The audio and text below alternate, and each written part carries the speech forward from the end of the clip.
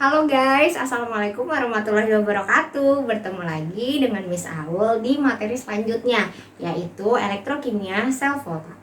Guys, sebelumnya Miss Aul minta maaf banget ya, udah lama banget nggak update YouTube. Soalnya butuh rehat sejenak nih. Oke, kalau gitu kita masuk ke pembahasan ya. Elektrokimia sel volta. Kita baca dulu ya pengertiannya. Elektrokimia sel volta merupakan ilmu kimia yang mempelajari perubahan energi kimia menjadi energi listrik.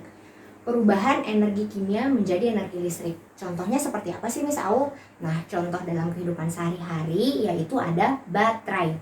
Baterai susunannya itu terdiri dari unsur Seng atau Sn dan ada timbal atau Pb. Nah, ketika mereka bergabung atau bereaksi, mereka akan berpotensi menghasilkan arus listrik yang bisa diukur besar arusnya dengan satuan volt. Nah, selain baterai, apa aja sih contohnya dalam kehidupan sehari-hari? Guys, yang kita tahu dalam kimia terdapat dua jenis larutan.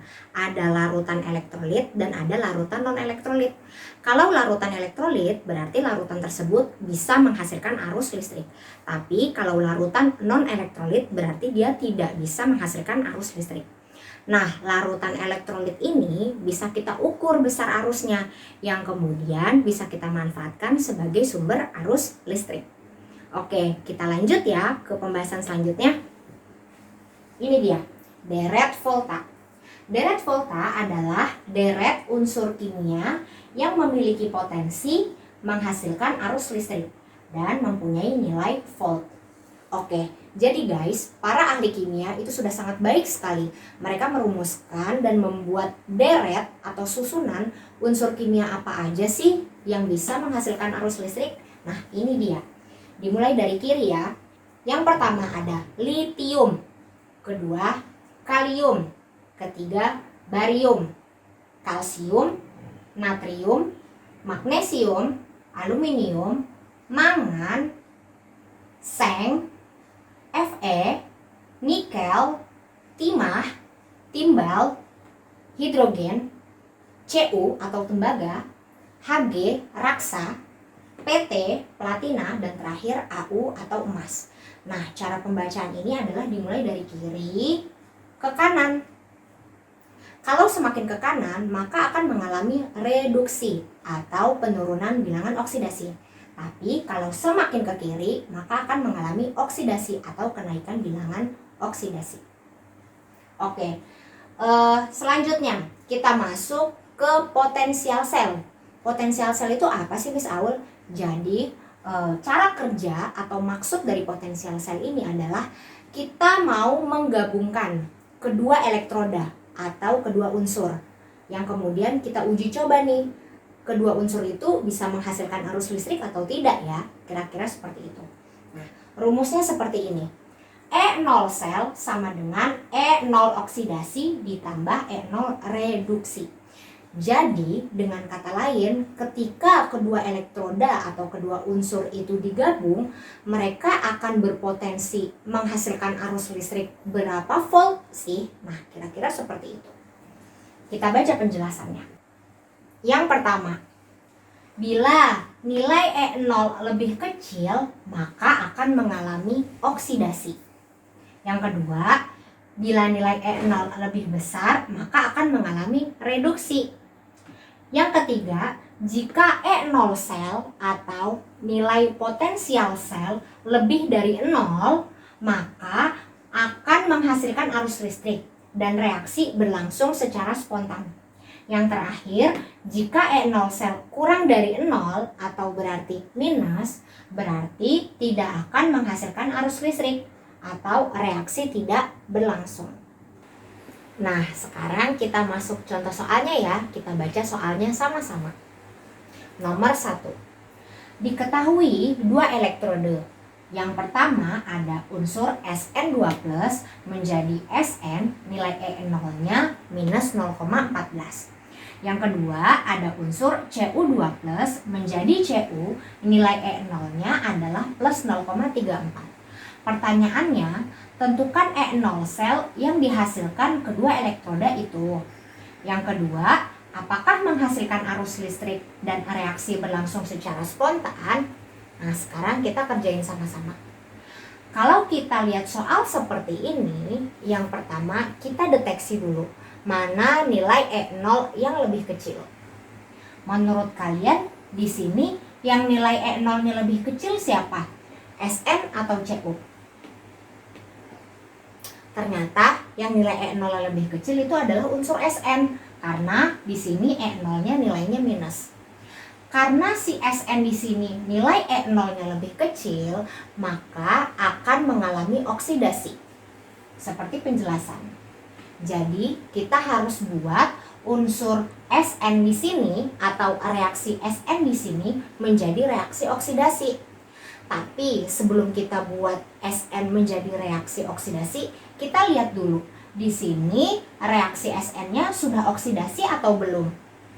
Atau masih reduksi? Caranya kita masukkan dulu nilai bilangan oksidasinya. Yang pertama, Sn2+. Sn2+ berarti bilangan oksidasinya adalah plus 2.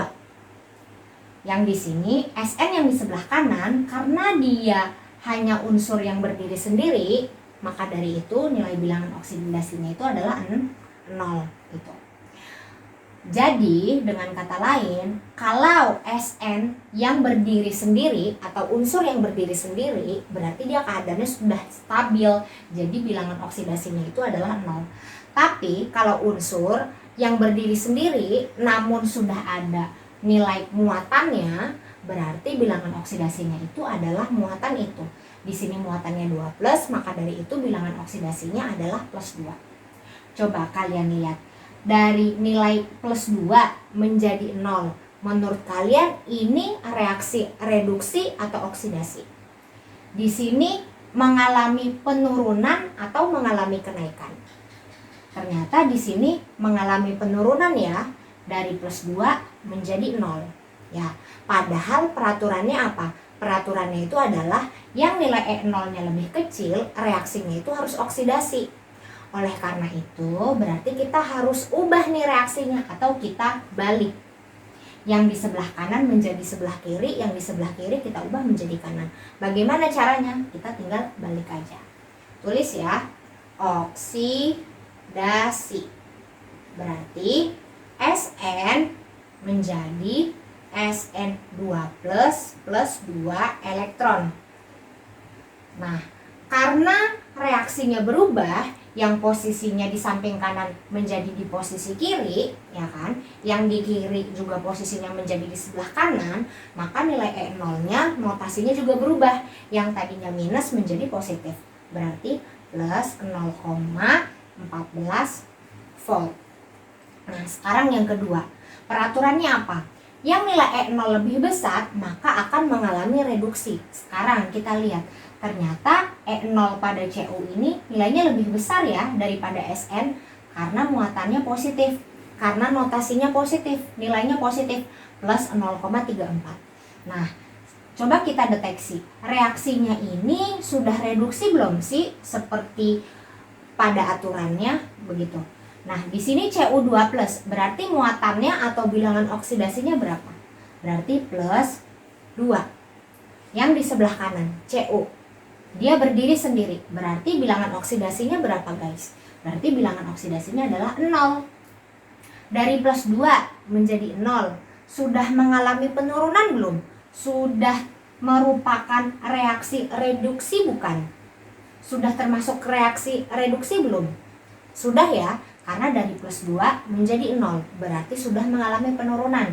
Berarti reaksi ini sudah reaksi reduksi, sesuai dengan aturannya. Karena sudah sesuai dengan aturan, maka dari itu reaksi tidak perlu kita rubah. Jadi tinggal kita tulis saja. Reduksi. Tinggal kita salin. Berarti Cu2+ plus 2 elektron menjadi Cu. Nah, karena reaksinya tidak berubah, maka notasinya juga tidak berubah.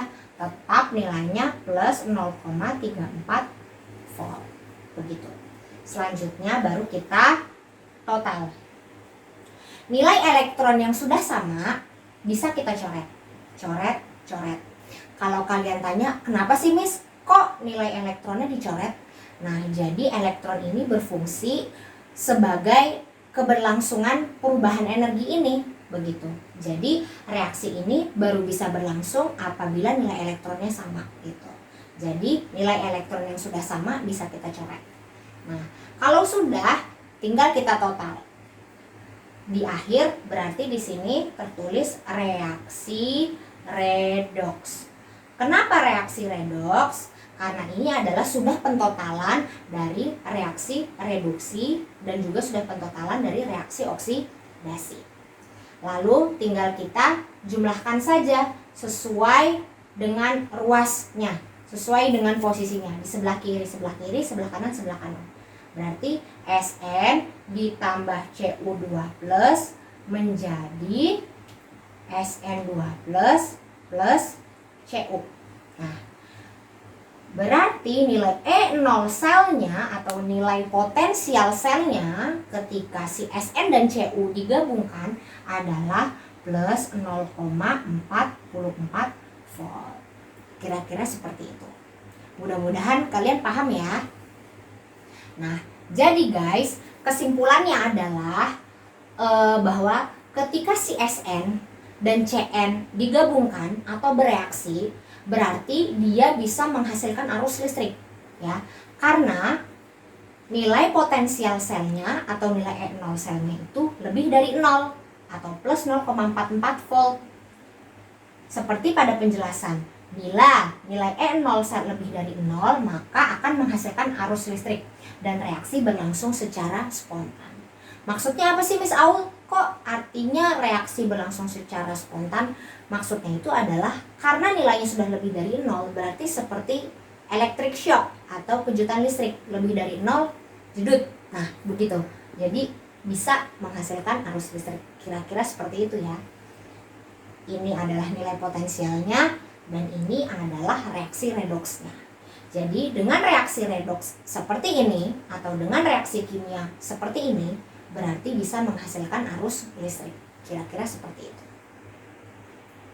Selanjutnya, ini adalah pembahasan tentang reaksi redoks dan nilai potensial selnya. Biasanya pertanyaannya akan nambah lagi. Bagaimana pertanyaannya? Biasanya itu pertanyaannya diminta bagaimanakah bentuk notasi sel? Ya. Bagaimanakah bentuk notasi selnya, atau bahasa lainnya itu jembatan garam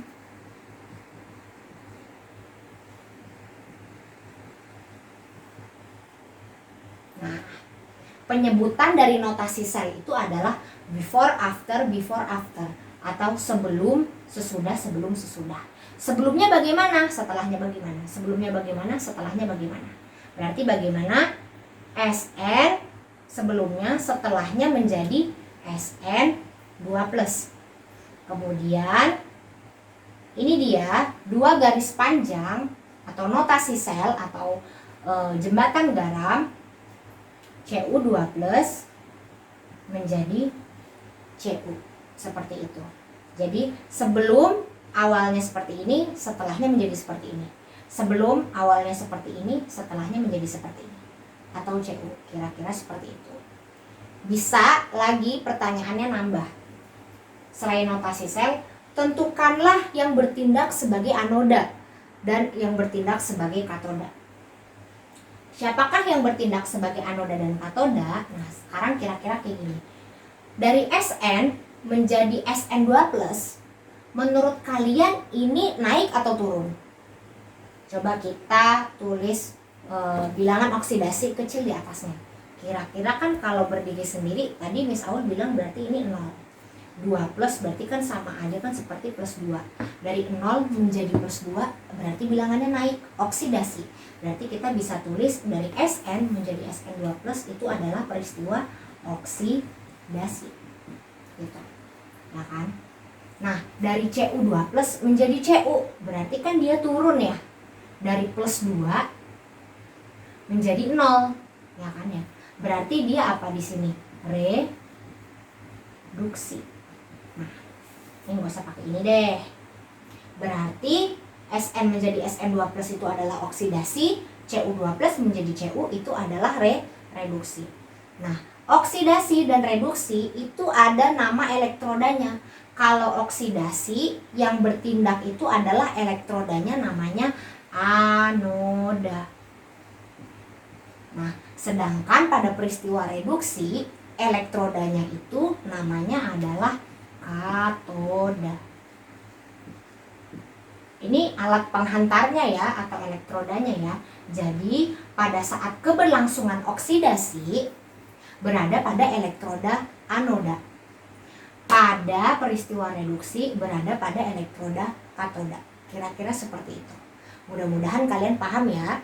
Jadi yang kita fokuskan di sini adalah kalian harus bisa menghitung bagaimana nilai potensial selnya, bagaimana bentuk reaksi redoksnya, bagaimana notasi selnya, dan siapa yang bertindak sebagai anoda dan siapa yang bertindak sebagai katoda.